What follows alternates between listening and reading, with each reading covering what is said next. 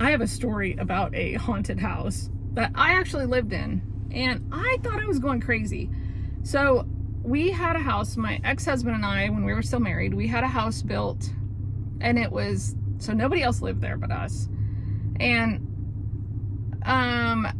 before the area was developed for houses, it was just pasture land for cows or whatever, and the guy sold it, and they sectioned it off in lots, and the builders came in and built their houses.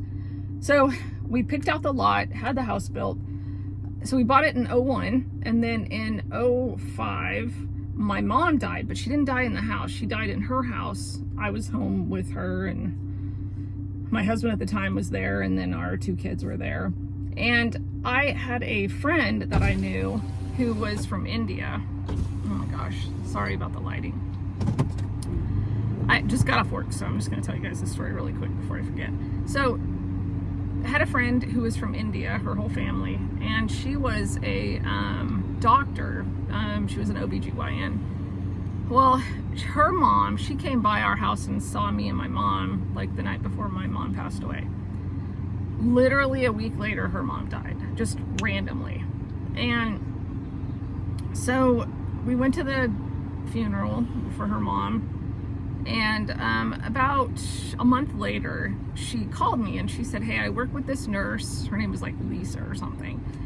And Lisa can talk to people that have died. And I was like, So this was back in my days of like believing in all that stuff. So she said, I can give you her phone number. So she gave me her phone number, and I called her, and she said, I just want to know your first name. That's all I want to know. I don't want to know your last name. I don't want to know your mom's name. I don't want to know the day she died. I just want to know your name. And so I gave her my name, and she said, okay, let me see what happens. I'll call you back. So she called me back about a week or 2 later, and she said that she had to wait for the voice to become clear or whatever, and that she had talked to my mom, and she asked if she could come over to our house. So like a ding dong, I let her come in the house. She had a regular playing deck of cards. She started putting them out on the table, and then she started telling me as she would flip one card over, and then she would tell me something, and it was so freaking weird. Like, I wrote everything down. I still have it somewhere, but it was weird because she wrote, because what she said was things that nobody would know. Like, my mom was, one of 5 kids, and then she could tell me the name, like the first letter of each name. And then she said that my mom drove a red car, which my mom had a white car for many years, but she used to have a little red car. Now, granted, some of this stuff could have just been, whatever, but I actually thought she was talking to my mom. So I ended up, and the other thing is, she said that I was talking to someone, I knew someone. It was really weird. I don't even want to say it on here, but she said I was talking to someone, they make a great father, and then there was something about a cradle, and I was like, dude, I ain't having no more kids. I don't know what you're talking about. So then she left, right? But when she was there, she had said stuff about the guy I was married to, somebody else that was around. It was just really weird. There was just so much stuff that she said that there's no way that she wasn't talking to something or someone. So then I ended up, so then my sister died a couple of months later, and then I got a divorce a couple of months later. I started dating, got remarried a year and a half or so later, and I don't know, sometimes, okay, this is where it gets weird. So this house, still living in the house, I'm gonna turn this air on, hopefully it doesn't blow too much. It's really hot, I just got off work. Okay, so still living in the same house, and there was a master bedroom right where I slept. Well, sometimes I would hear this like scratching in the wall, and it was always in the same corner, and it was really weird. And so like anytime I would like lift my head up to try to like isolate where it was actually coming from, it would stop. Then sometimes I mean, there was, scratching was a lot. And then, so my husband went to Turkey. We used to go to Turkey all the time, but this year we had already had a kid. I was pregnant. This was like 3 or 4 or 5 years later after my mom had died. So my husband at the time had went to Turkey, and we had stayed behind just because we didn't really have the money to go. So I was home alone with the kids, and I went to bed one night and all the lights were off. The 2 girls were in the bedroom in their room sleeping. I had our youngest son, who was less than a year old at the time, with me in bed, and I was trying to go to sleep and it was dark. Oh, wait, let me back up. Hold on. So sometimes I would be up reading or studying late at night, and I would hear footsteps coming up behind me. And I would expect it to be one of the kids. They were like 2 and 3 or something at the time. But there would be nobody there. And I would legit hear the steps on the carpet. And then I would hear steps, and then I would hear somebody go, "Mom." And I would just turn around, I'd be like, "Yeah." And then there wouldn't be anybody there. So it was really weird. Okay, but anyway, fast forward to this one night. I was home alone with the kids, trying to go to sleep, and I heard the scratching.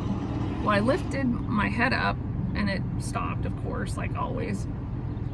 And then it did it again, and I lifted my head up, and it stopped.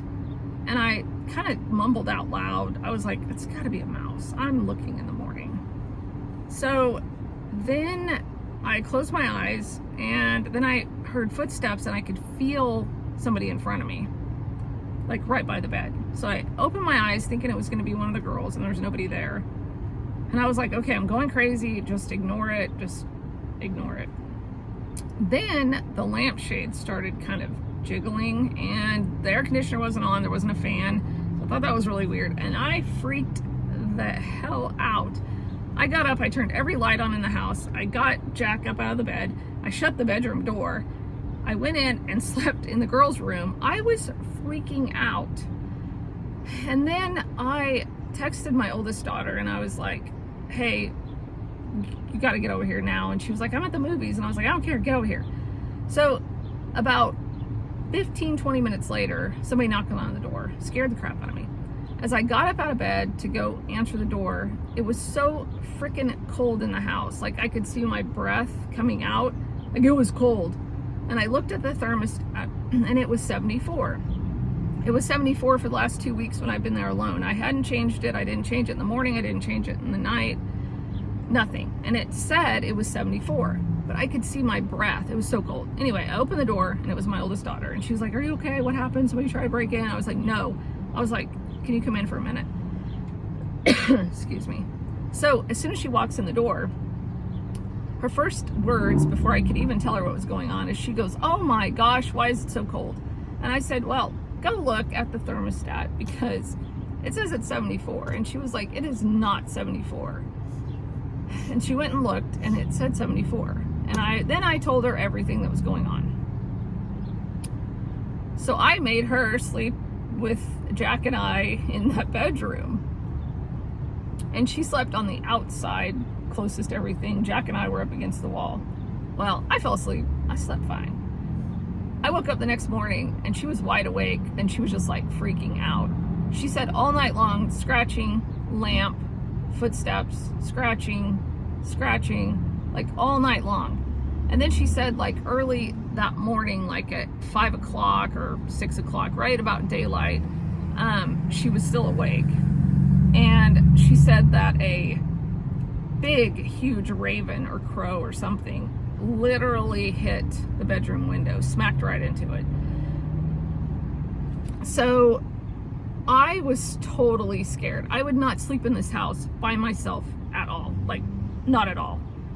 I had to have somebody there, either her or my ex-mother-in-law or somebody. Like, I just had this creepy feeling about that whole side of the house. So I think it was a couple of days before my husband was supposed to get home from Turkey. Taylor, my oldest, was there with me. And the way the house was set up is the living room was kind of big. It was like this open concept, but the living room was really big. And then it had this big opening to the dining room, but then the kitchen was kind of behind this wall. Well, in the living room against the wall was a couch. So the side of the couch was right next to that opening that you would walk through. So Taylor and I were sitting there talking. The kids were in bed. It was all quiet. Everybody was asleep. And Taylor was sitting on the end next to the opening, and I was on the other side of her.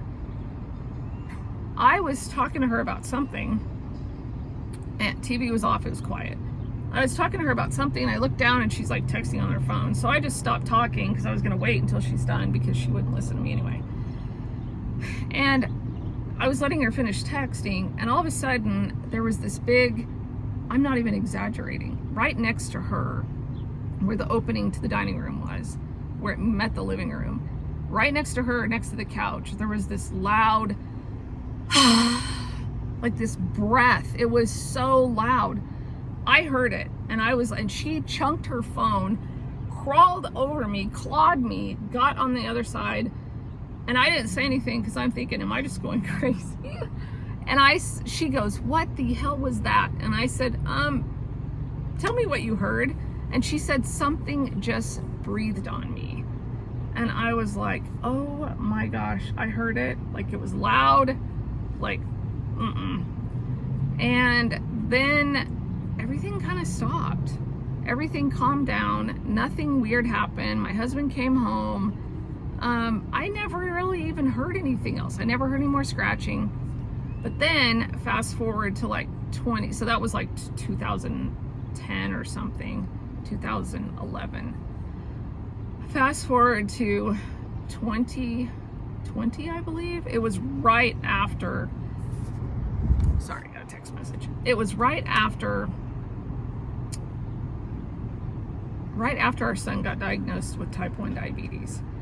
He was sleeping with us because we were in the small house. We didn't have enough bedrooms. And he was still pretty young. He was like 9. I never told the kids this story at all. Never. And Jack was sleeping with us. And the next morning, I woke up and he woke up and he asked, he said, oh my gosh, stop. He said, is Abby okay? His older sister. And I was like, what do you mean? And he said, she came in here last night. And I was like, oh, she did? Like, she didn't wake me up. And he was like, no. And I was like, oh, I don't know. Let me go find out. So I asked his sister, I was like, are you okay? And she was like, yeah, why? And I said, well, Jack said that you came in last night to the bedroom. And she was like, no, I didn't come in there. And I was like, oh, okay, well, maybe he was dreaming. Well, then later on that same day, Jack brought it up again, and he was like, hey, that actually wasn't Abby. And I was like, what do you mean? And he goes, that came into the room. And I was like, what happened?